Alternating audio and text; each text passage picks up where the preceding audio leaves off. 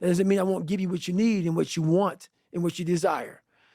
But I don't need money. I don't need fame. I don't need shit. So I give it all away.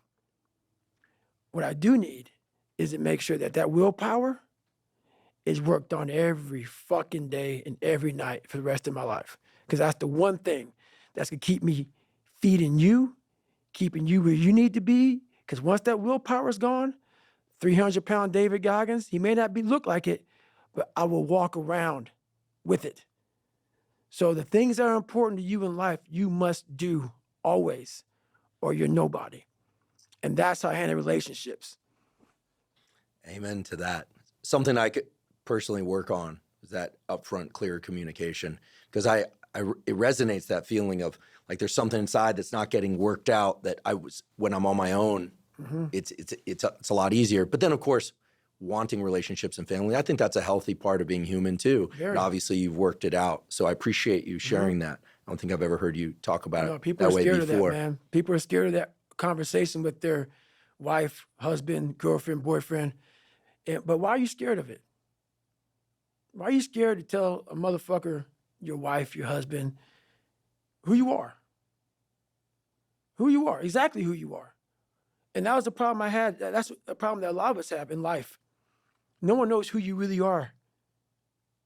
No one knew who I really was. I went to a school where there were a lot of black kids. A lot of black kids didn't want to be in special ops. I never talked about special ops with black kids. Why? I was wondering I'm not going to fit in. That's not what they do.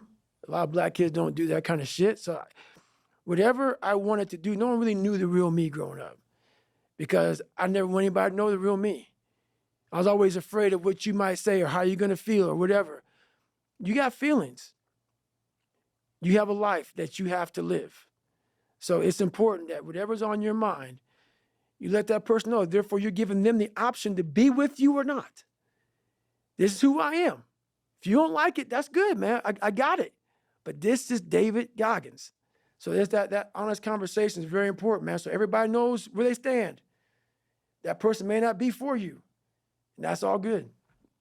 This world could use a lot more of that upfront, completely honest conversation. I feel like so much of the world's problems are because everyone's dancing around these issues. It takes a lot. Recently in the news, seeing people losing their job because they won't say something publicly. You can tell they kind of want it. It's like, and people just, I think deep down really crave the direct message. Like, what are you about? What are you not about? But I think now everyone's afraid of getting canceled.